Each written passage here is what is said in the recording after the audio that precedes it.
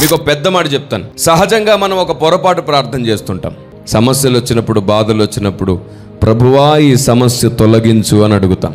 ప్రభువా ఈ సమస్య తీసివేయి. మీకు తెలుసా, సమస్యను తొలగించు, తీసివేయమనే ప్రార్థన చేయకూడదు. చాలా తప్పు ప్రార్థన అది. చాలా పెద్ద పొరపాటు ప్రార్థన.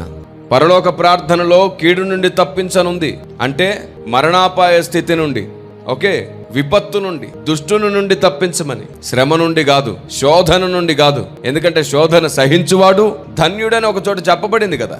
దేవుని ప్రజా, జాగ్రత్తగా విను. శ్రమలను వచ్చినప్పుడు తొలగించు ప్రభువా అని అడిగావు అంటే నువ్వు లేఖనాన్ని నమ్మినట్లు కాదు, లేఖనం నీ బ్రతుకులో నెరవేరదు. మనకు తెలియకుండానే మనం ఎప్పుడు సమస్య వస్తే తీసివేయమని అడుగుతాం. మీరు చెప్పండి, విరిగి నలిగిన హృదయము గల వారికి యెహోవా, గట్టిగా, ఆసన్నుడు.